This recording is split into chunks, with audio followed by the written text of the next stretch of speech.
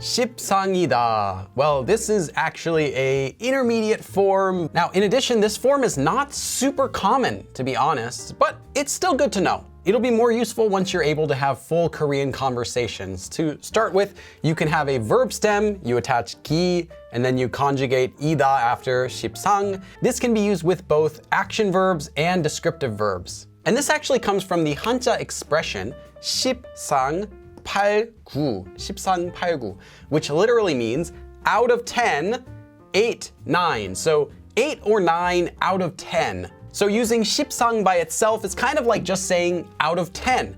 And this expression is used to say that 8 or 9 times out of 10, something happens or something is, depending on the verb. So this is how you say something is very likely to happen, or in all likelihood, something happens, or it is easy for something to happen. This form also shows that something that happens, 8 or 9 times out of 10, is a well-known fact. So you're not going to be using this form to express your opinion that something likely will happen, but it is a known fact that if you do something, this will happen. So because of that, you can feel free to translate this form as it's a well-known fact that, or even just of course if you want. In addition, this form is only used for negative outcomes. In fact, it'll sound very awkward if you were to use this for some sort of positive outcome. For example, here's a sentence I made. 매일 한국어를 공부하면, if you study Korean every day,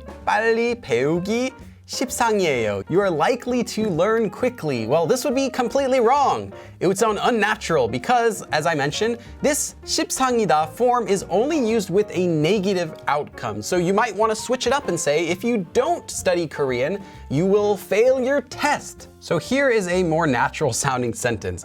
공부를 안 하면, if you don't study, 시험에 떨어지기, failing the test, 십상이에요. It is likely, or it is highly likely, or of course, if you don't study, you will fail the test. Notice that it's a negative result. 시험에 떨어지다, to fail a test. And one other thing I just want to point out again is that you'll notice this form is often used together with the if form, just like it is in English if you wanted to say, if you don't do something, then something bad will happen. Now, I should note that it doesn't have to also be used with this if form, but most of the time it is. Here's another example. 잠을 안 자면, if you don't sleep, 내일 피곤하기 십상이에요. You will be tired tomorrow, of course. Or 8 or 9 times out of 10, if you don't sleep today, you're gonna be tired tomorrow. It's kind of like saying that. It's highly likely that you will be tired tomorrow if you do not sleep. And here's our last example. 어린이들은, so children, 유치원에서, at kindergarten or preschool, 감기에 걸리기 십상이에요. So it's likely that kids will get a cold at preschool. This one does not have the if form, but it can still be used because the outcome, getting a cold, 감기에 걸리다, is a negative one. So what do you think about this form? Let me know in the comments. Perhaps you can try making your own example sentence in the comments, and I will see you guys again next time. 그럼 다음에 또 봐.